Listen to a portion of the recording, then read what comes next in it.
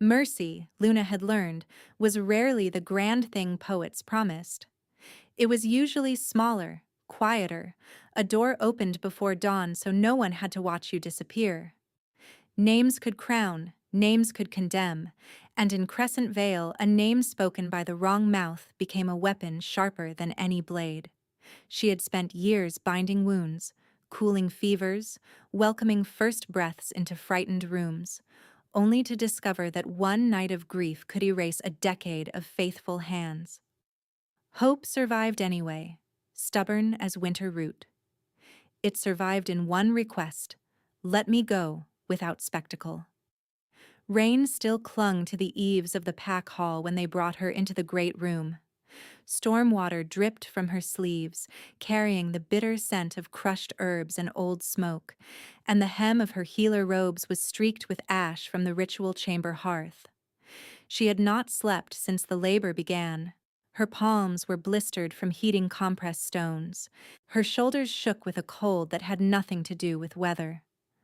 At the far end of the hall, Alexander Valewood stood on the judgment dais beneath carved moon sigils, broad-shouldered and immaculate in black ceremonial leather, grief arranged across his face like armor polished for war. To his right sat the shrouded cradle that had never been used. To his left stood midwife Yara, chin lifted, eyes dry, hands folded with almost devotional calm. The gathered witnesses formed a crescent around them: elders, sentries, neighboring envoys, and among them a delegation from Ironhold, mountain-worn and silent, led by the dispossessed Alpha she knew only by reputation. Alexander's voice carried to every timber beam. Luna Blood Moon, once sworn healer of Crescent Vale, is charged with treachery against sacred blood. She opened her mouth, then closed it when two guards stepped closer, more warning than escort. Her throat burned. She could still hear Lady Evelyn's ragged breathing from the night, still feel the faltering pulse under her fingers, still see the moment life slipped where she could not follow. The memory was not abstract guilt. It was exact, minute by minute, second by second. I checked the heart tones. I changed the infusion. I counted contractions out loud so she would not panic. I begged the smoke keepers to open the vents because the room was too thick, too sweet, wrong. I watched Yara add incense while saying it calmed womb tremors, and I believed her because I needed one more thing to believe. I am not careless. I am not cruel. I am not a butcher in healer cloth. If I failed, then I failed while trying to hold two lives in my hands at once. If I am guilty of anything, it is believing this hall still recognized truth. Alexander raised a leather satchel between two fingers, hers. Altered tinctures were found among her instruments, wolfbane residue, distilled and concealed. Murmurs broke like distant thunder. Someone hissed, "Oathbreaker." Another spat at the floor near her boots. Yara stepped forward on cue, voice trembling just enough to seem sincere. "I saw her near the incense braziers. I saw her switch a vial when Lady Evelyn cried out." Luna stared at her. Yara did not meet her gaze. "You lie," Luna said, and the words came rough from a dry mouth. "The vial she means held willow bark and fever leaf. I logged every dose. Ask for the ledger." Elder Rowan, who had once thanked Luna for saving his grandson from lung fever, looked away as if her face hurt him. "The ledger burned in the storm flare," he said. "There is no record." Of course there was no record. She turned, searching the room for one steady witness. Her eyes landed on the Ironhold Alpha. Lucian Ironhold stood half a step ahead of his people, taller than Rumor, dark hair damp at the temples, scar along his jaw pale against wind-bronzed skin. His stillness was not passivity. It was containment, the way a mountain contains fire under stone. Amber bled into his irises as he studied the satchel in Alexander's hand, then Yara's unscarred fingers, then the knotwork on the herb packets displayed for judgment. Wrong ties. Right colors, wrong binding pattern. Any trained healer would see it. He saw it. Alexander lifted both arms to the court. By pack law and blood law, she is stripped of rank and denied trial under emergency mourning decree. At dawn, she will be exiled beyond the Eastern Pass. Anyone aiding her shares her sentence. The words hit harder than a blow. Denied trial. No hearing, no evidence right, no moon oath examination. Just decree. Luna swallowed against the iron taste behind her teeth and forced herself upright. Then grant me this, she said, because pride was ash and survival required different fuel. No parade, no stones. Let me leave quietly at dawn. Alexander smiled without warmth. You ask for mercy you did not show my mate. The hall shifted toward cruelty with frightening ease. A chant started near the back, low and rhythmic. Purify the line, purify the line. And Luna recognized the phrase from whispered meetings she had dismissed as morning fervor. Hollow moon rhetoric, not grief, doctrine. Lucian moved then, a single step that drew every gaze. His voice was level, carrying with surgical precision. You cannot deny trial under coalition charter while foreign envoys stand witness. Alexander's jaw tightened. Ironhold has no standing in Crescent Vale law. Not yet, Lucian replied. But I know a planted case when I smell one. Wolfbane in tincture packets tied with traitor knots instead of healer knots. Incense vents sealed during labor. A midwife whose testimony arrives cleaner than the room where death occurred. He looked directly at Luna, then back to the assembly. This is not justice. This is staging. For one suspended breath, no one spoke. Luna stepped closer to him, close enough to catch the scent of iron, rain, and cedar beneath wet wool and steel. Let me leave and spare your people the stain, she whispered, desperate now, because she understood power and punishment and what happened to outsiders who challenged a grieving alpha in his own hall.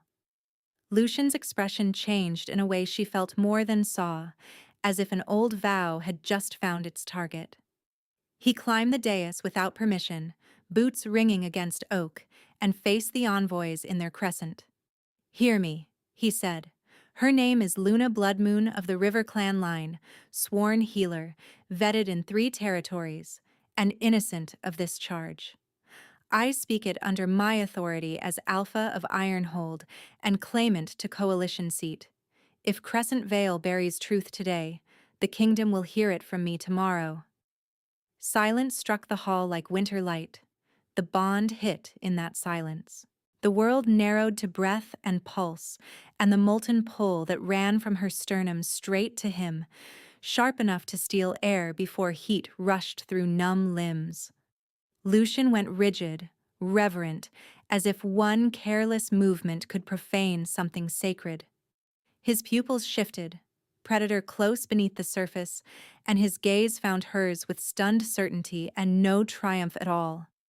You are not cast out while I stand, he said, low, final, meant for her and for every threat in the room.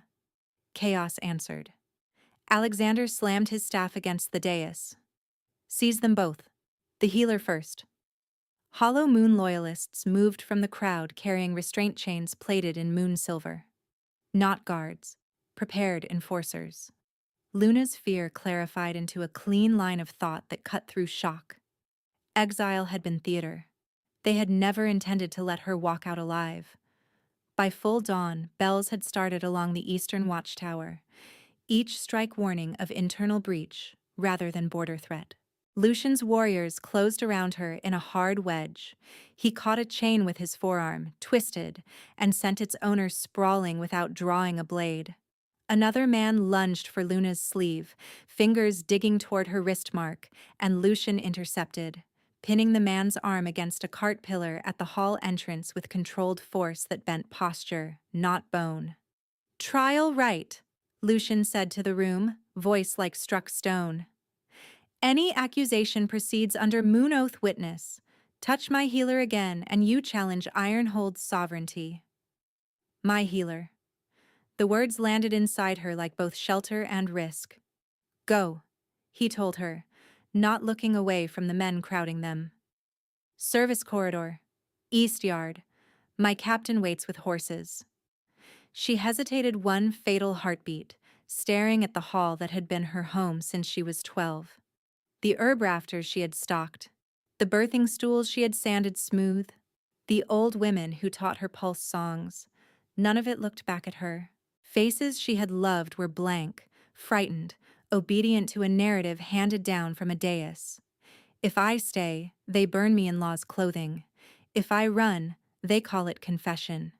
If I go with him, I become the spark for a larger war. Choose.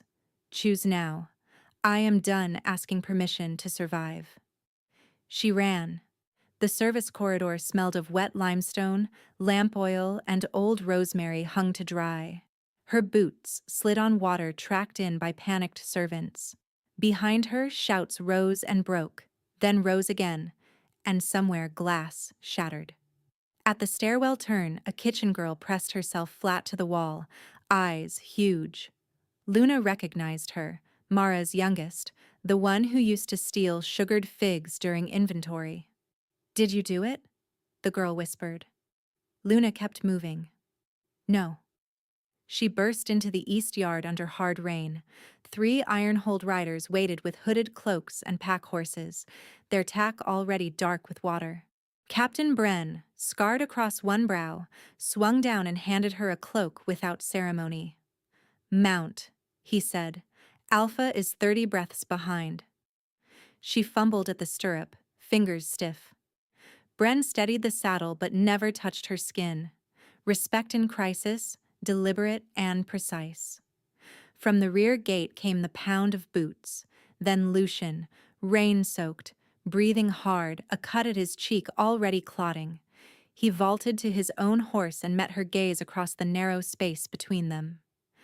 Once we cross the ridge, they cannot claim internal arrest, he said. Decide now, Luna. Ride with me as protected witness, or turn south alone and I buy you whatever distance I can. No coercion, no pretty lies. A choice. Even here. She looked back once at Crescent Vale, at the hall roof rising through rain like a memory turning to stone. Then she set her jaw, gathered the reins, and kicked forward through the gate as bells hammered the morning apart. I ride with Ironhold, she said. They took the cliff road in a spray of mud and cold mist, hooves striking sparks off hidden rock, and the valley that had buried her name fell away behind them, while the mountain pass opened ahead like an unwritten oath. They took the first switchback at a gallop, rain needling sideways, the cliff to their left dropping into white river roar that erased every sound except hooves, breath, and the bells still hammering faintly from the valley below. Luna leaned low over the saddle horn, fingers numb around wet leather, body moving on reflex learned from years of riding for berths, at odd hours and never for escape. Mud slapped her boots. Wind tore her hood back. Twice the horse slipped and recovered, and each stumble sent her heart hard against her ribs as if it wanted out before the rest of her. Lucian rode half a length behind and to her right, close enough to shield, far enough to keep her horse from panicking. He gave no orders she did not need. He whistled once when the trail narrowed and Bren moved ahead to cut loose a fallen branch. Then they drove on through the choke point without breaking pace. The Ironhold riders were not loud men. They communicated in hand signs, in angled shoulders, in the timing of risk. It was the first thing Luna noticed through exhaustion. They guarded like healers worked, with economy, with no wasted motion, as if each decision had to survive daylight afterward. The rain thinned to cold mist as the road climbed. Below them, Crescent Vale blurred into green and slate and the gray scar of the pack hall roof. Above, the mountain showed its teeth. Pines leaned from fractured stone, and old avalanche paths cut pale wounds down the slope. The pass gate appeared only when they were nearly on it. Twin watchtowers built into black rock, iron brazier cages chained between them, flames fighting the wet air. Wolves paced the parapet in huge shadows, silver-black fur slick with rain, eyes watchful and unnervingly intelligent. "Hold line!" Bren called. A horn answered from the left tower, then from the right. 3 short notes. Friendly approach under threat protocol. The gate did not open at once. Luna heard the grind of internal gears and caught, even over wet stone and horse sweat, the sharp metallic scent of defensive wards recently activated. Ironhold had expected pursuit. By the time morning should have turned bright, the sky remained a dim pewter lid over the mountains, and Luna's hands had begun to shake in deep, irregular tremors that made the reins chatter against the bit rings. They entered a tunnel cut straight through the ridge. Torches hissed against damp walls, casting orange across carved runes that marked coalition boundaries and old battle oaths. Midway through, Luna's horse stumbled hard on uneven stone. She pitched forward, tried to recover, failed. Strong hands caught her under both arms before she hit the ground. Lucian set her on her feet carefully, as if she were made of cracked glass and stubborn pride. "Can you stand?" "Yes," she lied. The tunnel tilted. He did not challenge the lie. He only shifted slightly so his body blocked the draft knifing through the passage and gave her horse to a waiting sentry. Up close, he looked less like a carved war idol and more like a man stitched together by duty and old pain. There were new scrapes across his knuckles, old scars at his throat where claws had once opened skin, and a tear in his cloak shoulder he had not bothered to fix. His jaw stayed set, but not against her, against the world. The inner gate lifted. Ironhold opened before them in layers, lower terraces of workshops and storehouses roofed in slate, upper walls fused into the mountain itself, bridges strung between towers, smoke rising from forge vents, banners dark with rain and marked by a white wolf sigil over crossed cedar branches. It was not a palace pretending to be a fortress. It was a fortress that had learned to keep children alive through winter. People stopped to watch as they rode through the first courtyard.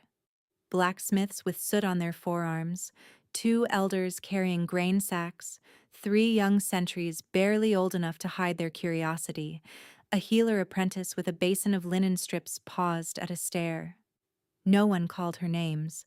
No one spat. Silence spread in her wake anyway, the heavy kind born from rumor arriving before truth. At the stair to the upper keep, a woman in commander leathers waited with her dark braid looped tight and a scar down one cheek. She looked at Luna once, sharply, then at Lucian. Pursuit? None visible. Lucian swung down and handed his reins off. Seal eastern approach until noon. Double tower rotations. No one leaves without your clearance. The commander nodded. And her? Luna felt the question like a blade laid flat against her throat. Lucian answered without looking away from his officer. Protected witness under my word. Guest rights in the healer wing. Her name is Luna Bloodmoon. The commander's gaze returned to Luna. Measuring, not cruel. I am Commander Talia Ashford. You will be safe while you stand under this roof. If anyone forgets that, they answer to me first. It was the nearest thing to welcome Luna had heard in 2 days. It hurt more than hostility would have. Inside the keep, warmth struck her face, carrying yeast bread, pine smoke, wet wool drying by hearthstones, and beneath it all the clean sting of spirits from the infirmary stores. She should have relaxed. Instead, her pulse climbed. Safety was no simple gift. It demanded trust, and trust felt like stepping onto ice she could not see through. I am standing in another pack's heart with accusation still on my skin. They will weigh every breath I take. If a child coughs tonight, someone will remember the word poison. If a mother bleeds, someone will wonder whether my hands are cursed. I want sleep so badly my bones ache with it, but sleep means dreams, and dreams mean the ritual room, the sealed vents, Evelyn's fingers digging crescents into my wrist while she begged me not to let her baby go. I keep hearing myself say, open the vents, as if louder might have changed anything. Do not fold now. Not in front of strangers. Not in front of the man who put his name beside mine before a hall that wanted me erased. Stand. Breathe. Stand. She swayed. Lucian noticed before anyone else. To the east chamber, he said quietly to Talia, closest to the inner guard post. Talia lifted one brow. Your floor? My floor. The answer moved through the nearby attendants like a current. Luna caught their surprise and felt a different kind of fear unfurl. Proximity to power protected and exposed in equal measure. If she failed here, she would not just ruin herself. She would stain his fragile coalition, hand his enemies exactly what they wanted, and confirm every whisper that he had let a liability into his den because instinct overruled judgment. She opened her mouth to refuse and never found the words, because the same strange pull that had struck in Crescent Vale tightened again, sudden and fierce, as Lucian reached toward her elbow to steady her on the stair. Heat surged along her nerve endings. Not pain, not fever. A bright, threading force that ran from skin to sternum and down her arms until her fingertips tingled. Her breath caught. The corridor, the guards, the scrape of boots on stone all receded behind a rushing thrum in her ears. Iron, rain, cedar. His scent hit her in distinct layers, and each one landed as recognition deeper than thought. Lucian froze too. His chest expanded on a sharp inhale. Amber spread through his irises in a widening ring until his gaze looked lit from within, predator and protector braided so tightly she could not separate them. He did not grab her. He did not look triumphant. He looked undone, reverent, and a little afraid. Luna. Her name left him like a vow he had not planned to speak yet. The animal edge of her instincts went rigid, then leaned toward him with terrifying certainty. Every lesson she had ever trusted shouted caution. Bonding during political crisis was leverage waiting to be weaponized. Mates could be used, targeted, traded. She had watched women disappear under softer words than duty. And yet her body answered him before strategy could assemble a defense, warmth rolling through her limbs in waves that steadied the tremor in her hands. Talia shifted her weight, suddenly very interested in the opposite wall. Bren looked away with soldierly discretion. The corridor gave them privacy by pretending not to notice. Lucian lowered his hand instead of completing the touch. May I? Two small words. Permission where he could have claimed authority. Luna nodded once. His fingers settled at the inside of her wrist, exactly over pulse. The contact was gentle enough to break with a breath. The effect was not gentle. A low, resonant hum seemed to open inside her chest, as if some locked chamber had found its key. For a heartbeat she saw, not with eyes but with instinct, the outline of a bond line between them, molten gold threaded with silver, taut as drawn wire and impossibly alive. She almost laughed from sheer disbelief. The sound came out closer to a fractured exhale. This is not real, she whispered. It is, Lucian said, voice roughened by restraint. And it does not demand anything from you tonight except honesty. Honesty, the one thing taken from her and offered back like a blade hilt first. She lifted her gaze to his and held it.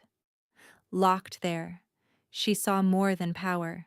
She saw deprivation carved into discipline, a leader rebuilding from ash with borrowed grain and half-trained sentries, a man who had learned to sleep near doors, to count resources before grief, to measure affection against security risks, because betrayal had already once cost him everyone. No wonder he stood so still. Stillness was the only shape control had left him. What if I ruin this? She asked, the words small and brutal. Your claim, your alliances, you. His thumb shifted once against her pulse, a grounding pressure. Then we ruin it honestly and rebuild. I can work with truth. For a moment she could not speak. The tight knot behind her ribs loosened by a fraction, enough to hurt. Behind them, the keep bell rang the hour, deep and steady, and the ordinary sound cut through the suspended intensity like a hand on a fevered brow. Life went on in Ironhold, bread to pull from ovens, patrols to rotate, inventory to count, wounds to clean. Not destiny in grand banners. Work, choice, repetition, survival. Lucian released her wrist first. You need rest, food, dry clothes. Then, if you are willing, I want your eyes on the records from our infirmary archives. There are 3 unexplained miscarriages in border villages over 6 months. Different packs. Same symptoms you described in the hall. The offer landed where apology could not. He was not only sheltering her, he was trusting her mind in public consequence. Luna drew a breath that finally reached the bottom of her lungs. I will look. Talia stepped forward then, practical again. Your chamber is ready. 2 guards outside, 1 inside the antechamber until we clear the perimeter risk. You can dismiss the inside guard if you prefer privacy. Luna nodded, still watching Lucian as if looking away might sever the fragile line newly visible between them. It did not sever. It held, humming quiet and warm beneath shock. At her door she paused with her hand on the latch and turned back. Lucian remained in the corridor, rain-damp hair curling at his collar, eyes still bright with that uncanny amber light, waiting without crossing the threshold.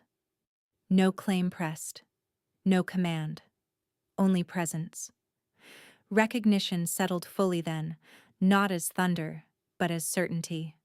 Whatever this bond would demand, it had already begun remaking the map of her life. Do not station anyone inside, she said softly. Outside is enough. Talia inclined her head and signaled the guard away from the antechamber. Lucian gave one slow nod, accepting the boundary as if it were sacred law. I will be at the council table when you wake. If nightmares come, knock once on the wall to your left. My room is there. Tension flickered between fear and trust, sharp as drawn wire and just as bright, as Luna stepped into the chamber and closed the door with his promise still vibrating in her bones. The latch clicked, and the quiet on the other side of the door felt louder than the bells had been. Luna stood with her back against the wood, breath shallow, listening to corridor sounds thin to murmurs and then to almost nothing. The chamber was simple and deliberate. A narrow bed built into stone alcove, a wool blanket folded with military precision, a washstand, a cedar chest, a single chair near the hearth where embers glowed low. Someone had left dry clothes on the chest and a small dish of salt by the bedside to settle nausea after shock. Healer habits, thoughtful ones. She stripped out of rain-soaked wool with fingers that still did not obey her well, washed storm grit from her face, and changed into a plain linen shift and thick socks. When she sat on the bed, the mattress dipped just enough to remind her how exhausted she was, and that reminder opened the trapdoor she had been bracing shut since the ritual chamber. She lay down anyway, one hand pressed over her sternum where the bond thread seemed to hum, and watched firelight drag itself across the ceiling stones. Sleep took her in fragments. A corridor, a labor cry, incense smoke too sweet, too dense, coating her tongue.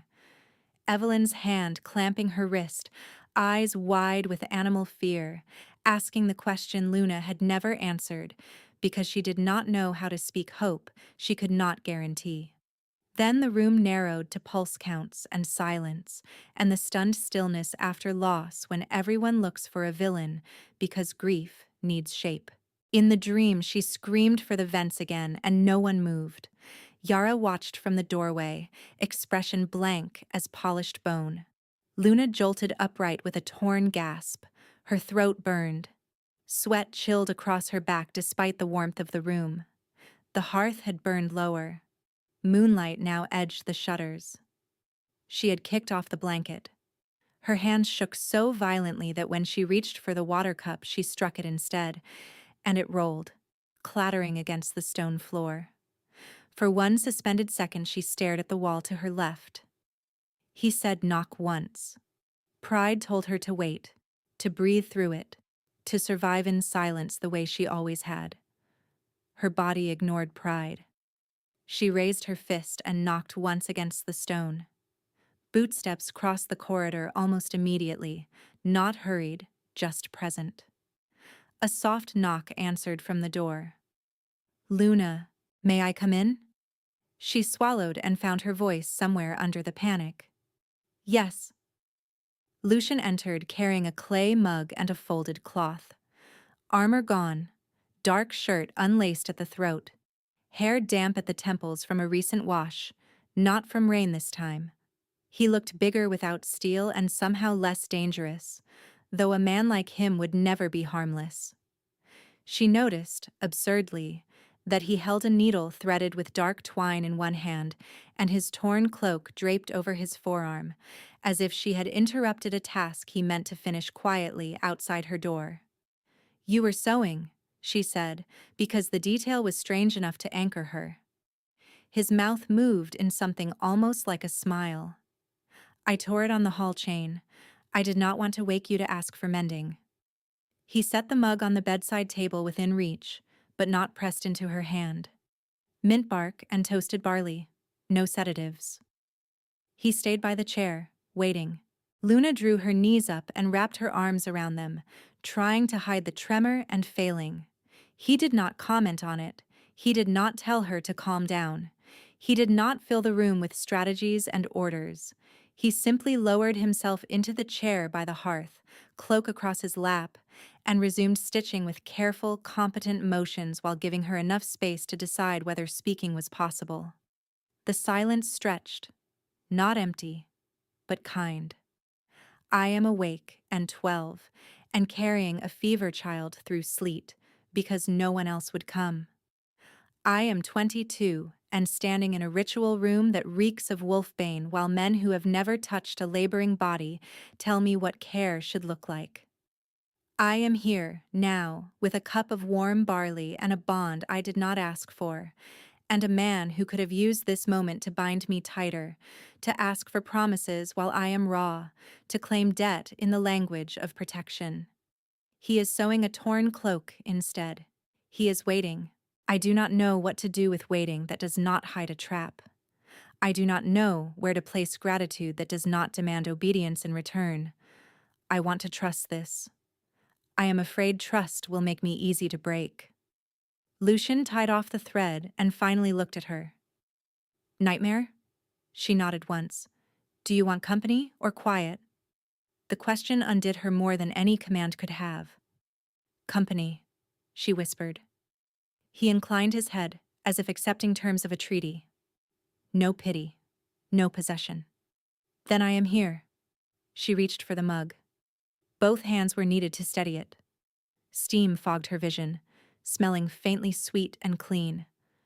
After 2 slow sips, her pulse began to settle from sprint to hard walk. "I replay it," she said, staring into the cup. "Every minute. I check each step and dosage and timing, and every path ends in the same room, the same smoke, the same silence. Part of me keeps searching for the one decision that could rewind the night." Lucian's gaze held steady. "That is what healers do when the world refuses to make sense." Her laugh came out brittle. "That is what guilty people do too. Sometimes." He leaned forward, forearms on his knees. "Guilt asks whether you are bad. Responsibility asks whether you are accurate. You are asking the second question." She looked up then, startled by the precision.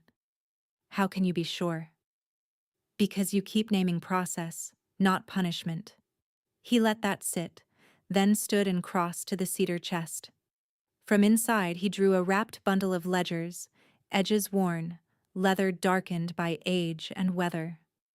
He set them at the foot of her bed, as if laying down an offering. "These are copies from Ironhold's infirmary before the fires," he said.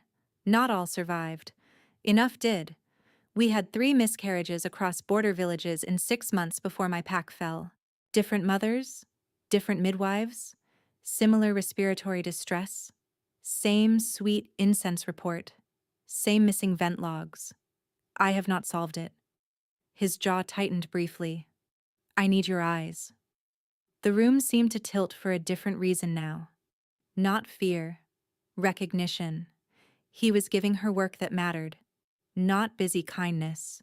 He was handing her his debt in trust. Luna set the mug down carefully.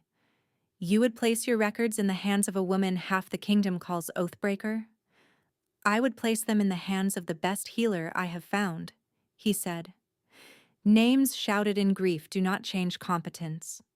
She stared at him until the tremor in her fingers eased on its own. I will review them at first light. Good. He stepped back toward the door, then paused. I will stay in the corridor until dawn, not because I doubt your strength, because I know what nights like this can do. He waited for objection. She had none left. When he slipped out, he left the door cracked a finger width, enough for light from the corridor brazier to draw a pale line across the floorboards. Luna lay back against the pillow with the ledgers close enough to touch, the scent of mint and cedar still in the room, and for the first time since the judgment dais, sleep returned without claws. At first light in Ironhold, fog lifted from the lower terraces, and the supply market reopened under armed watch to reassure allied caravans that the mountain roads remained under coalition control.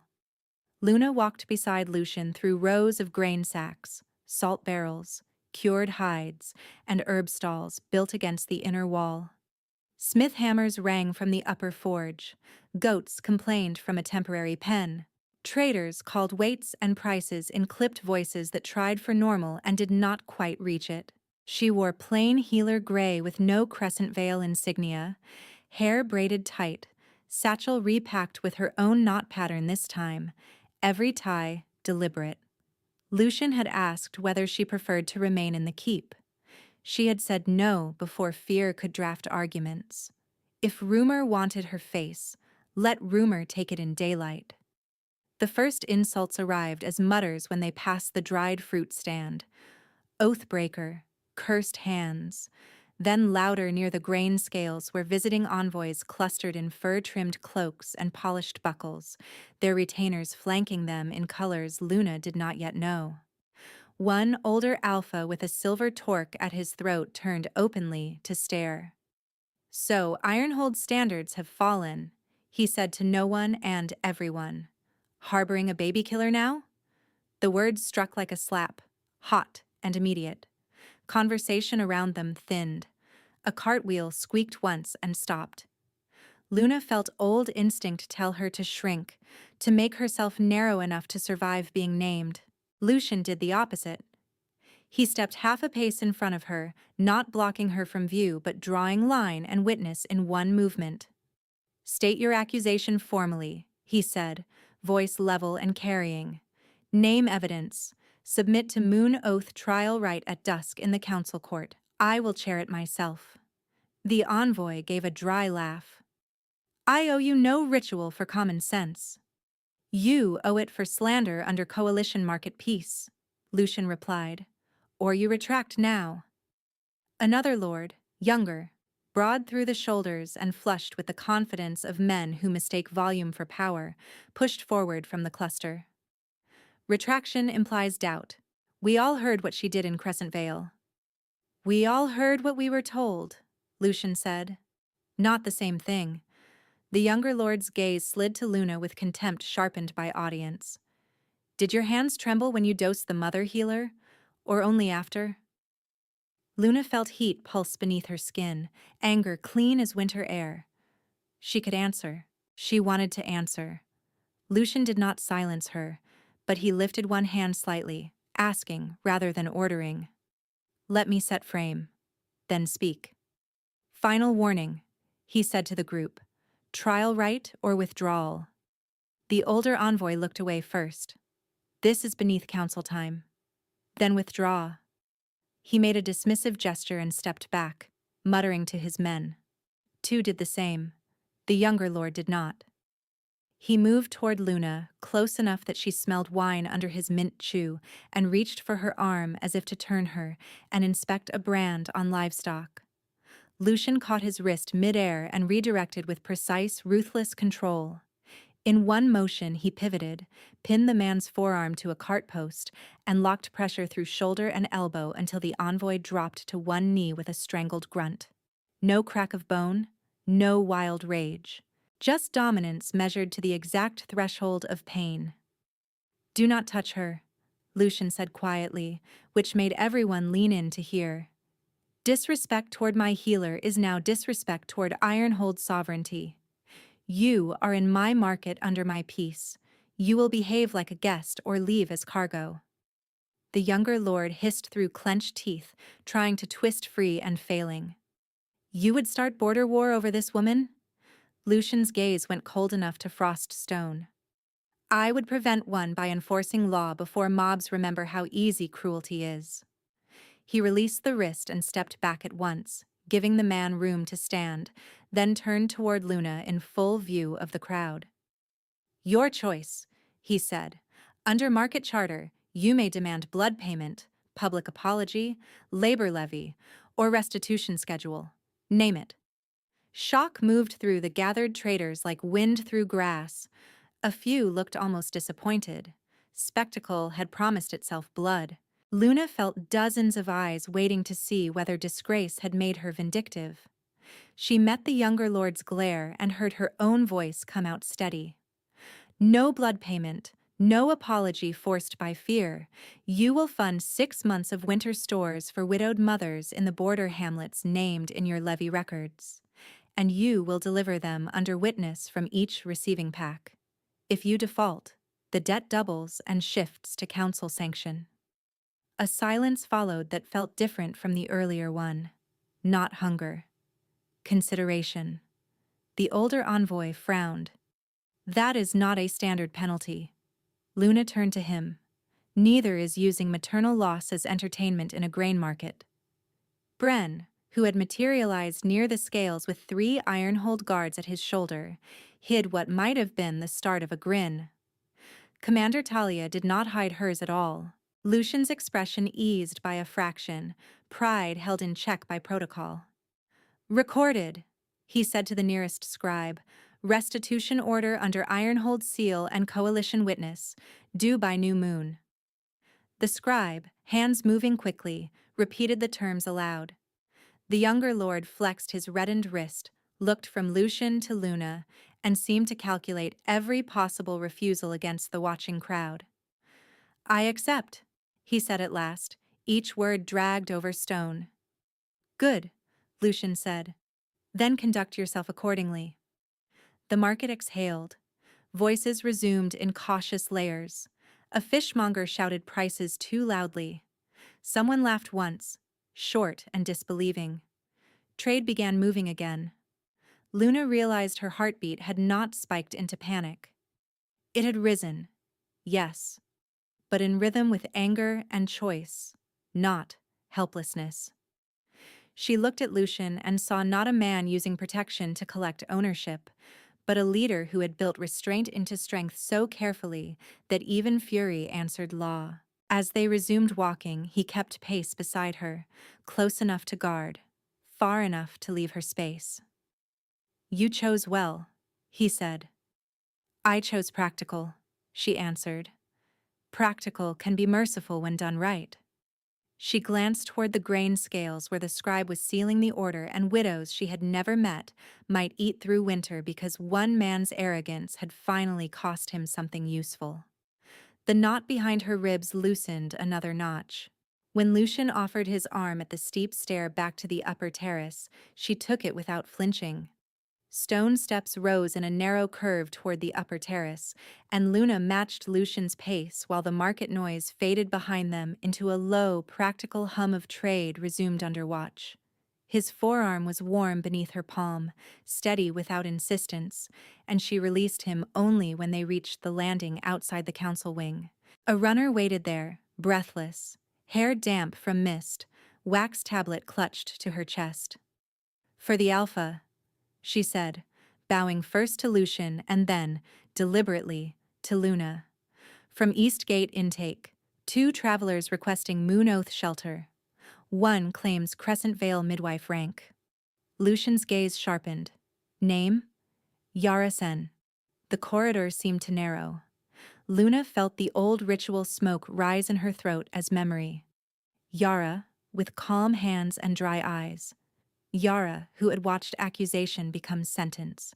Yara, arriving now at Ironhold's gate. Talia appeared from the far archway before Lucian could answer, boots silent on stone despite her speed. "Do not admit them to Inner Keep yet," she said. "We found coded tokens in their packs. Hollow moon insignia burned under thread lining." She looked at Luna with blunt urgency. "If this is a confession play, we can use it. If it is bait, we need to know for whom." Lucian nodded once. "Secure interview chamber 3. Triple witness, no closed doors. Luna attends only if she chooses." "I attend," Luna said, surprised by how certain she sounded. Talia did not soften, but approval flickered at the edge of her mouth. "Then bring your satchel. If she carries incense traces, we document before she speaks." Interview Chamber 3 had no tapestries, no decorative carvings, only slate walls, 2 lanterns, and a table scarred by years of difficult truth. Yara sat at one end in travel-stained wool, wrists unbound yet watched by 4 guards.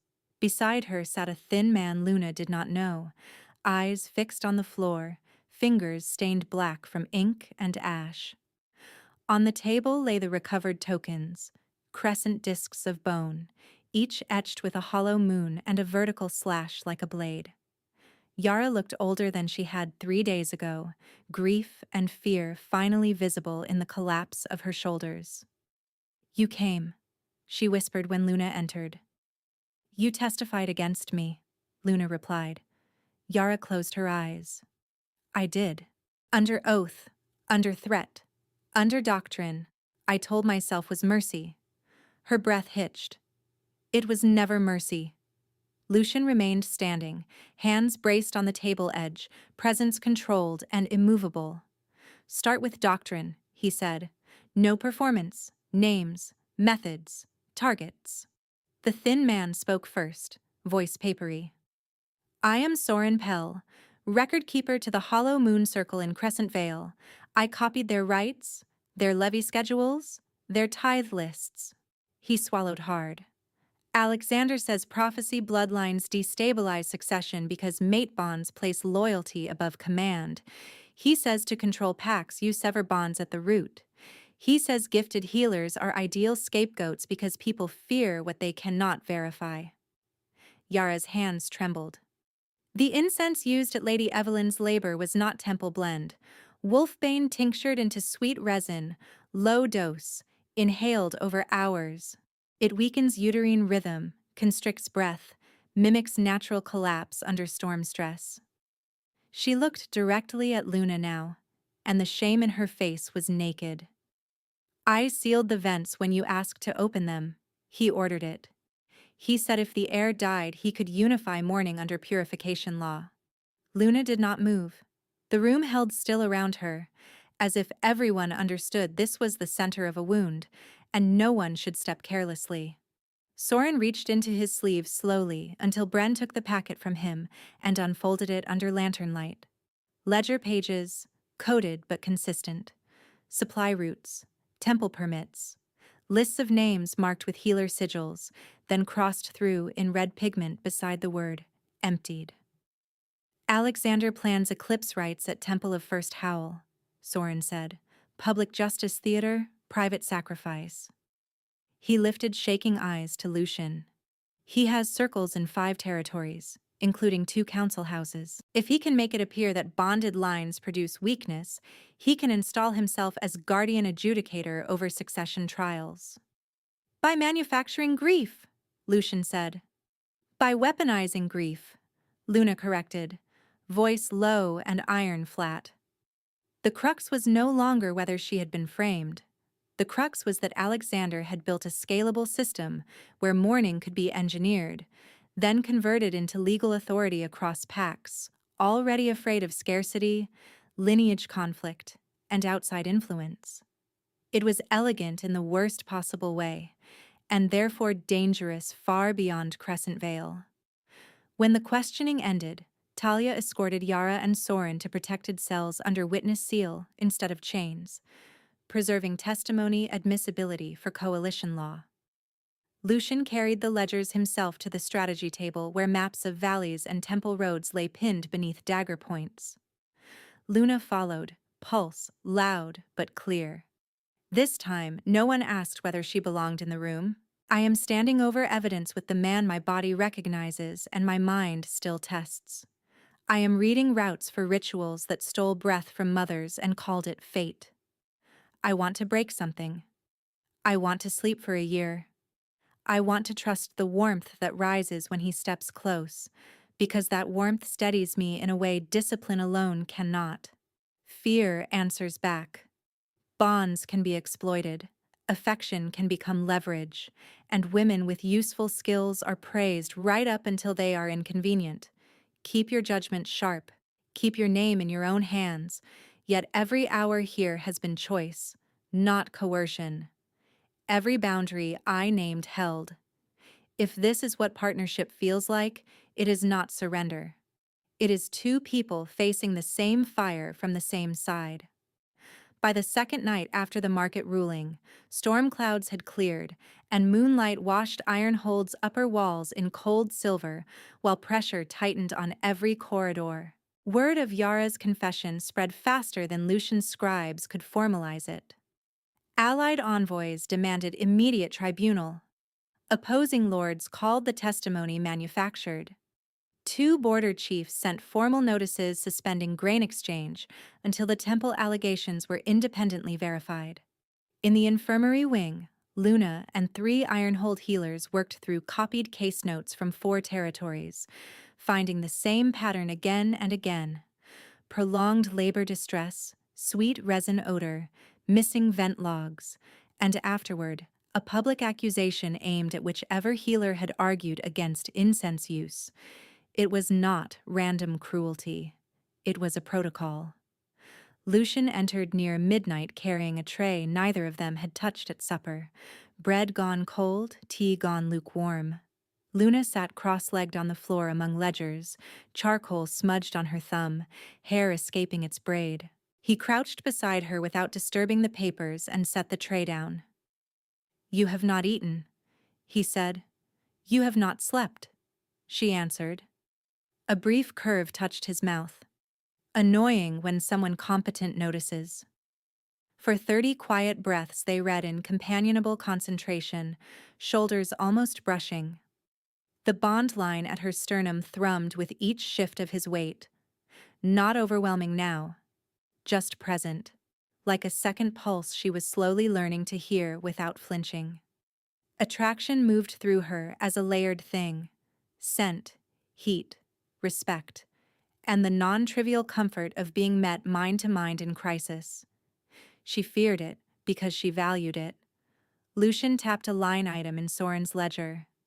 Temple of First Howl requested triple cedar oil, 6 braziers, and chain fittings rated for werewolves. That is not ceremonial scale. It is crowd control scale, Luna said, or captive control. His jaw tightened. I can march at dawn and break the temple gates. And give him martyrdom theater, she replied. He wants siege footage. He wants you framed as desecrator. She looked up at him. We need lawful witness inside his own ritual perimeter. Evidence that survives politics. He held her gaze for a long moment, and in it she saw the tension that defined him. The instinct to shield by force, counterweighted by a leader's duty to build legitimacy that outlived one battle. You are already in his sights, he said softly. I will not spend you as proof. I am not asking to be spent. Then what are you asking? She drew a breath. To be used correctly. The words hung between them, dangerous and exact. Lucian reached out, stopped short, then asked with his eyes. She nodded. His hand settled against the side of her neck, thumb resting below her ear, touch reverent and grounding at once. Warmth spread through her limbs, not erasing fear but aligning it into purpose. "Say your plan when Talia and Bren are present," he said. "No heroics in closed rooms." Agreed. The resulting tension across Ironhold was immediate and multifaceted. Talia argued for reinforced gate posture and decoy routes. Bren pushed for shadow teams on every healer convoy. The council scribes drafted emergency notices to allied pacts, invoking Moon Oath attendance at any temple rite conducted during the coming eclipse. Luna brewed test batches of mirror elixir in the infirmary under triple witness, recording each ingredient, each heating interval, each observed reaction under sacred salt flame. If the formula failed, she would have no second attempt in ritual conditions. At dawn, external pressure broke inward. A courier from North Ridge arrived with torn cloak and frost in his beard, carrying a sealed report from a sister pack infirmary. Their lead healer, a woman of 21, had vanished from a guarded dormitory. No signs of struggle, only a bone token etched with the hollow moon slash and a note written in ash ink. "The unclean are called to fire." Lucian read the note once and passed it to Luna. His voice stayed level through visible fury. "They are accelerating." Before strategy could reset, the alarm bell struck from lower terraces. 1 peal, 2. Then 6 in rapid sequence, the code for coordinated internal breach. Talia was already moving. "South granary smoke and infirmary annex disturbance," she snapped to Bren in the corridor. "Split teams, lock apprentice quarters." Luna rose so fast the chair behind her toppled. "Annex has my elixir stock." "You stay with me," Lucian said. Another runner slammed into the chamber, chest heaving. "Not smoke only," she gasped. "Masked intruders in Healer Grey. They used passphrases from internal roster. 2 sentries drugged, alive. They took records and attempted to seize 3 apprentice healers from intake ward." "Attempted?" Talia demanded. "Stop by ward matron and kitchen staff. Intruders retreated through drainage stairs." The runner's face went white. They left a message pinned to the herb board. Bren handed the parchment to Lucian, then to Luna. The script was unmistakable. Alexander's formal hand she had seen on decrees and condolence notices. "Bring Luna Blood Moon to the Temple of First Howl at Eclipse Peak for purification oath. Come with armies and they burn the marked women before moonfall. Come alone, and truth may yet be weighed." Under the text sat 12 names, each marked with a healer's sigil. 2 were crossed through in fresh red. The room went very quiet. No one spoke for 3 heartbeats. Then Lucian folded the page with precise care that was somehow more frightening than shouting. "Seal all exits. Medical teams to annex. Count every apprentice and every ledger. I want confirmation in 10 minutes." He turned to Luna, and the bond between them tightened into a line of steel and fire. "This is the strike," he said. "From this point forward, every move is critical." From the lower terraces came the smell of smoke, not thick yet but growing, and beneath it, faint and sickly sweet, the same incense note that had haunted her worst night.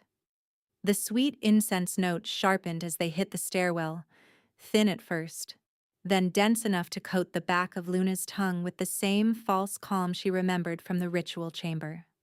Lucian caught her elbow at the turn, not to slow her, but to steady the sprint down slick stone.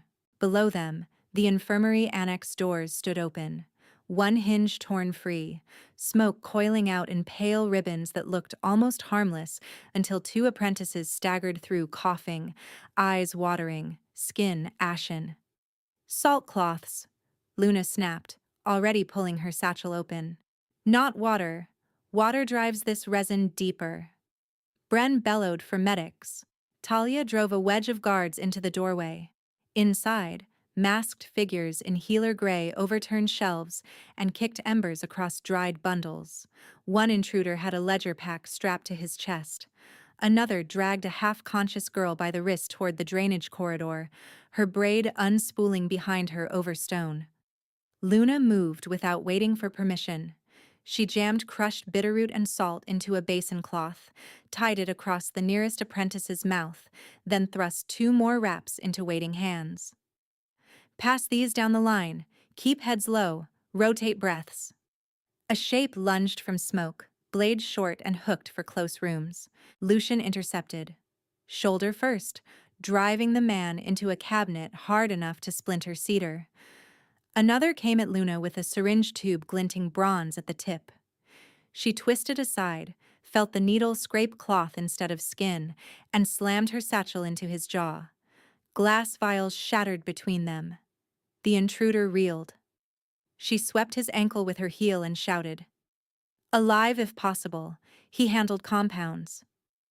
He grabbed her sleeve as he fell, yanking her off balance toward the floor where burning resin had begun to drip in sticky lines.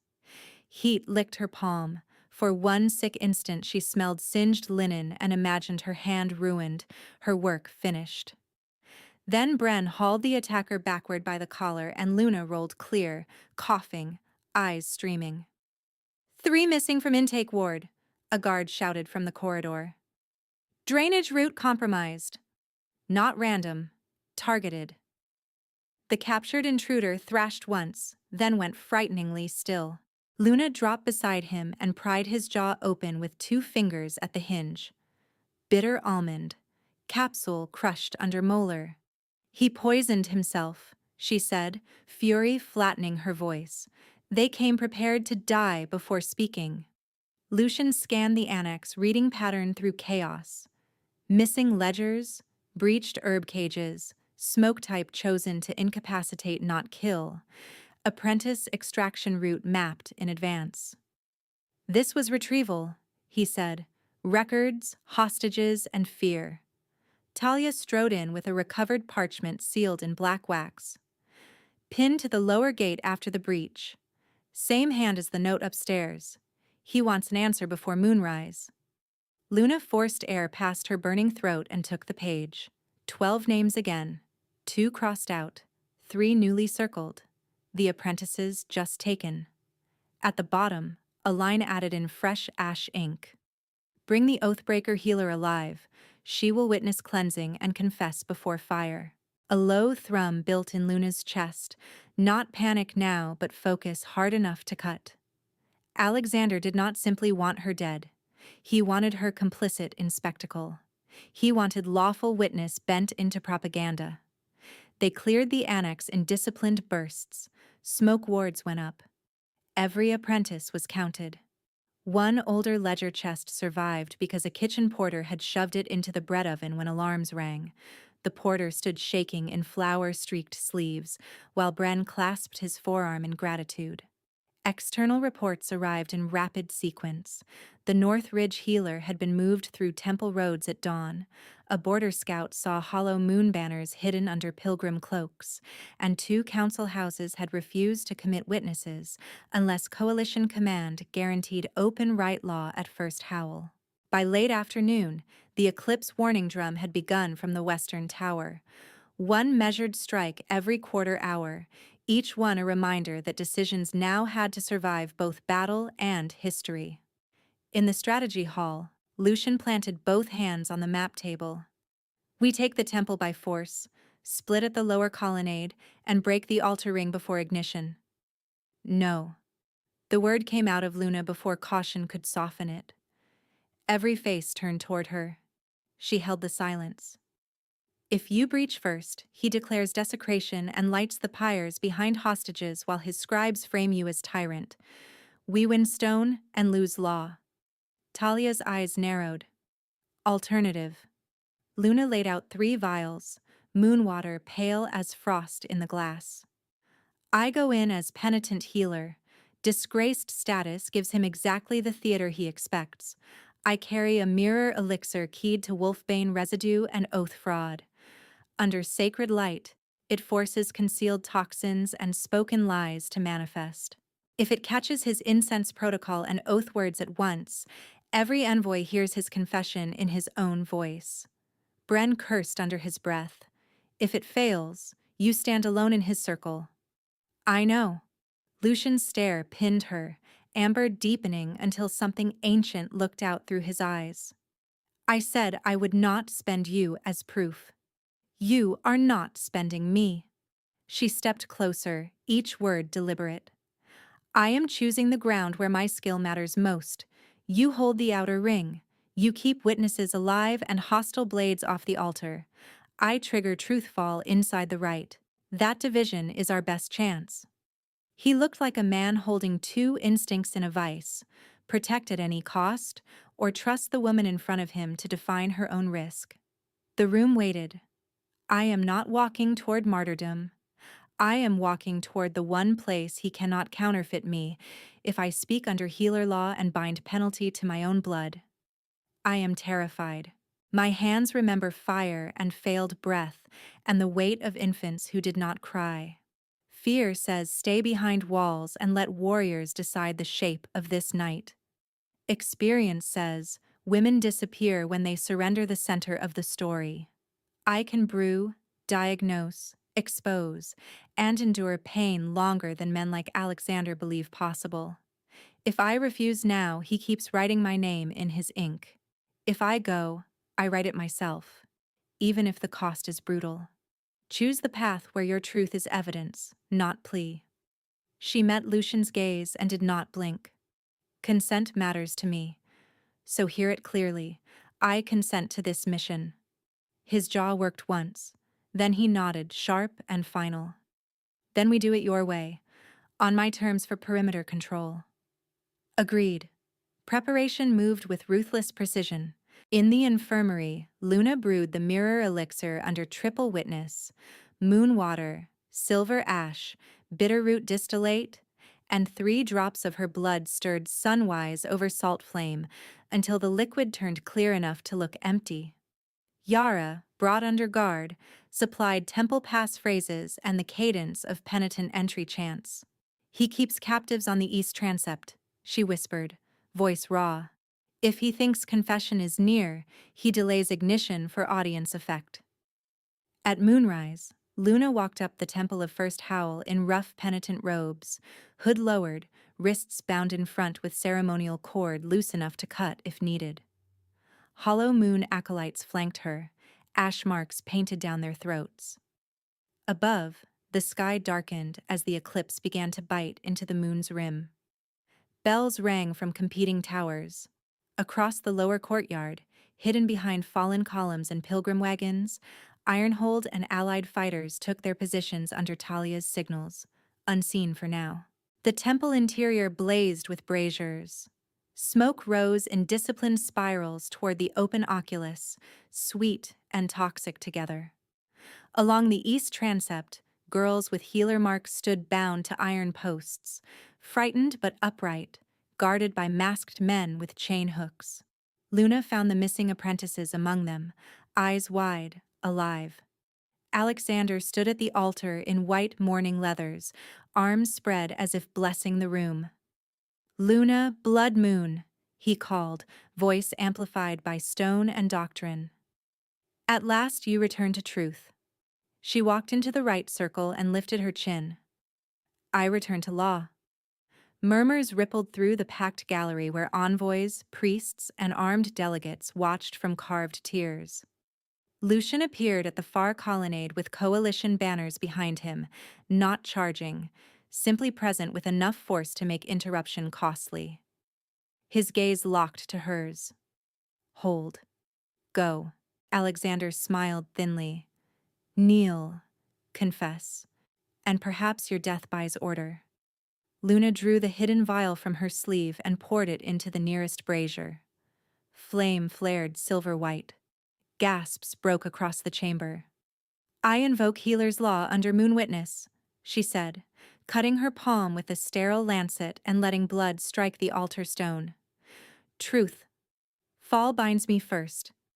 If I lie, let my hands fail and my name be ash.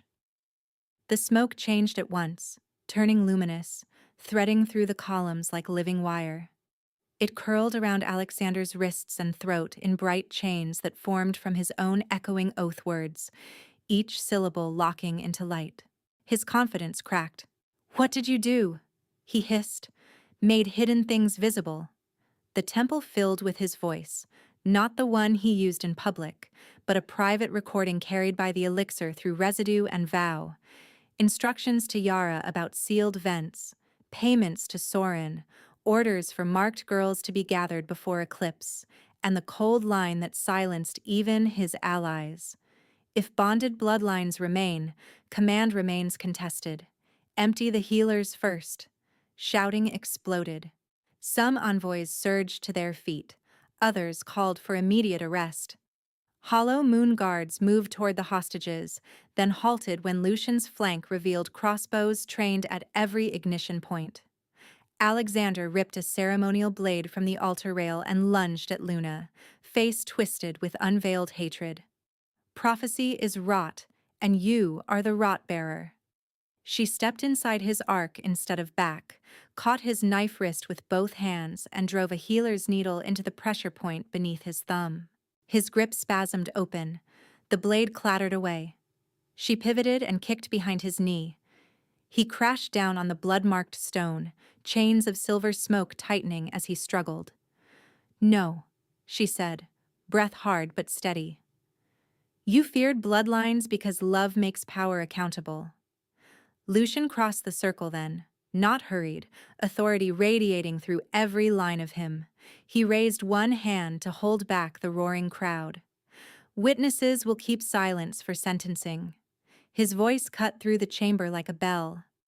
"Under coalition law, with confession manifested by sacred right, corroborated testimony from accomplices, material evidence of poison protocol, hostage conspiracy, and attempted murder in open temple, Alexander Valewood is stripped of title and condemned." Alexander spat at his boots. "Kill me, and 10 more rise." "Then they rise against a law that finally has teeth," Lucian said.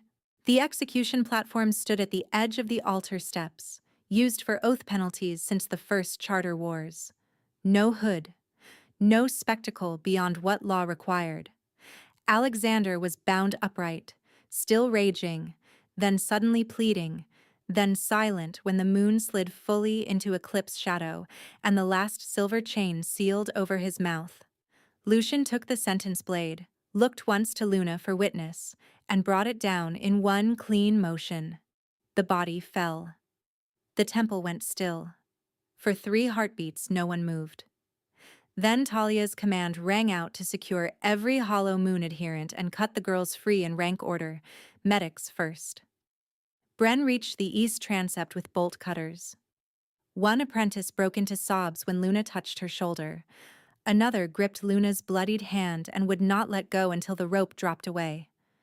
Above them, the eclipse began to pass, and moonlight returned, pale and uncompromising, over a temple where lies had finally run out of places to hide. Moonlight spread across the altar stones, and the temple noise narrowed to rope fibers snapping, boots moving captives to safety, and the rough-breathing Luna could not quite slow. Her cut palm still bled in a thin line. Silver smoke from the mirror elixir drifted upward and faded, leaving the braziers clear. The sweet toxin burned out to a clean mineral scent. Lucian stopped 3 steps from her, blade already handed off, hands empty and open where every witness could see them. "Luna Bloodmoon," he said, voice carrying through the chamber without force. "Under Moon Witness and Coalition law, I ask consent to claim and be claimed. No command, no debt. Your choice." The words hit her harder than the fight had. Around them stood Talia, Bren, freed girls wrapped in spare cloaks, allied envoys still shaken into honesty, and Yara under guard at the transept rail, crying without sound. No shadows to hide inside, no private pressure, only choice, spoken cleanly. Luna lifted her shaking hand and pressed it to Lucian's chest, over the relentless beat beneath leather and linen. "Yes," she said. Her voice trembled once, then steadied. I consent. Fully. In front of all of them. A hush settled, dense and reverent. Lucian reached up slowly, giving her time to pull away, and cupped her cheek. Heat ran from his palm down her neck, into her shoulders, through muscles clenched since Crescent Vale's dais. She tipped her head, exposing the junction where neck met shoulder. He bent, paused with his mouth a breath from her skin, and asked once more, too soft for anyone else. Luna. Yes. His bite landed with controlled precision. Pressure first, then piercing pain bright enough to pull a gasp from her lungs. The sting flared, sharp and clean, and then transformed in a rush that made her knees weaken. Warmth pouring outward from the mark in widening rings, every nerve awake, every fear thread lit and then soothed. The low thrum that had haunted her sternum since the Hall Declaration deepened into resonance, no longer taut wire but joined current.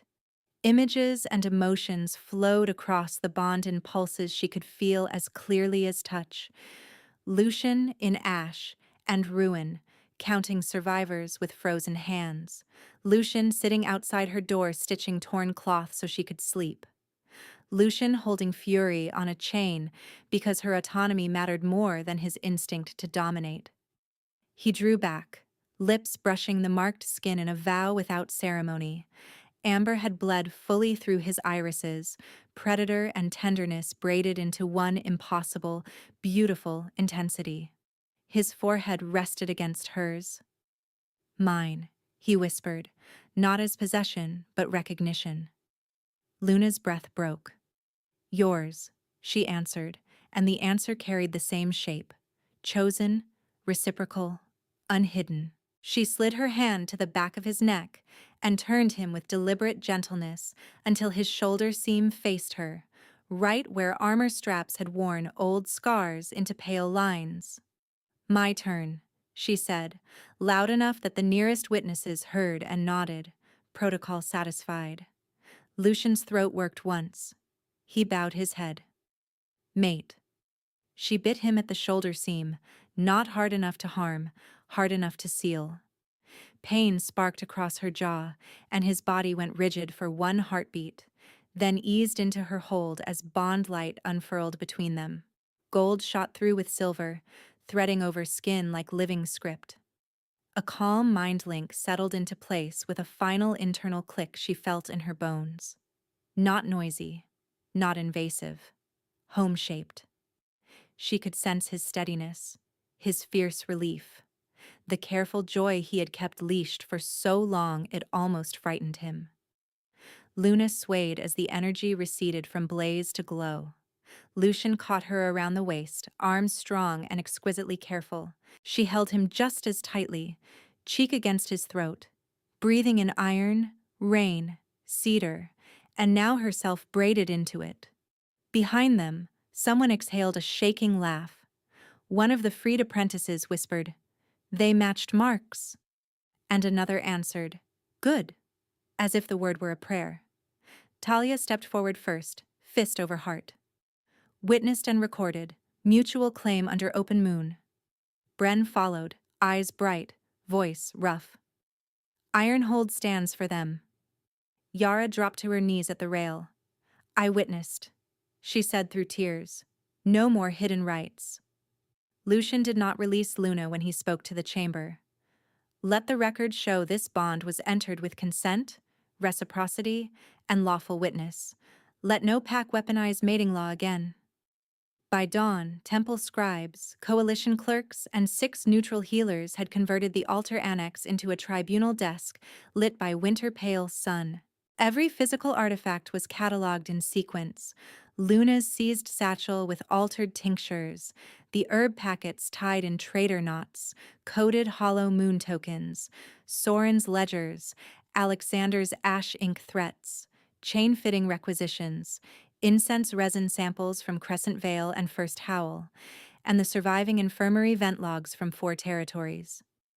Luna watched each item sealed in wax and signed by 3 witnesses, then cross-referenced to testimony so no lord could later claim missing provenance. External reports were called and closed aloud. The Northridge healer taken from her dormitory stood alive with the rescued girls and gave formal statement before eating warm broth with shaking hands. The two border chiefs who suspended grain exchange reinstated routes after reviewing smoke analyses and confession records. The council houses that had tried to delay witness attendance were censured in writing and stripped of right oversight for 1 year. No thread left dangling. No convenient silence. Elder Rowan arrived near midday, older by a decade in one night. He stopped before Luna, unable to hold her gaze for long. "I saw the knot pattern was wrong at the first hearing," he said. "I said nothing because I was afraid of losing standing." His voice cracked. "I was cowardly." Luna let the admission stand in the open where everyone could hear it. "Your silence cost lives," she said. "You do not get absolution from me. You get work." She handed him a labor roster for widowed family supply distribution. "Serve where fear cannot hide behind titles." He bowed his head and took it. At sunset, the coalition gathered on Ironhold's upper terrace beneath braided moonfire braziers. Mothers stood beside alphas. Healers stood beside commanders. Talia read the new charter article by article, while scribes etched duplicates on cedar tablets.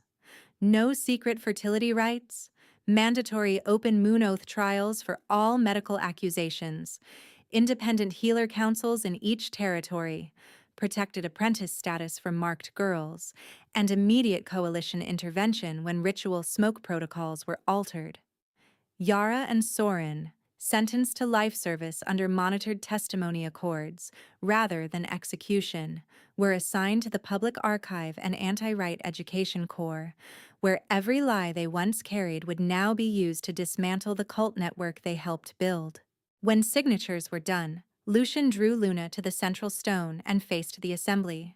"First order of every council from this night forward," he said, "will name both ruling seats."